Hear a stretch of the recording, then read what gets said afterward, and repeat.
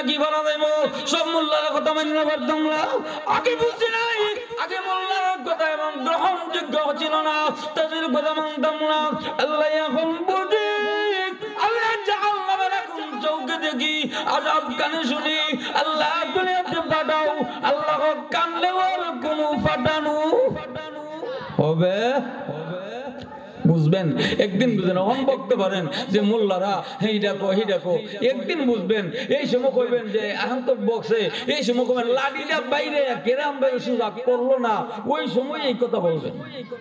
যাই হোক আমরা বাড়ি কই জান্নাতে আদম আলাইহিস সালাম জান্নাত দেখছেন যাক গায়েবের প্রতি বিশ্বাস কি এর প্রতি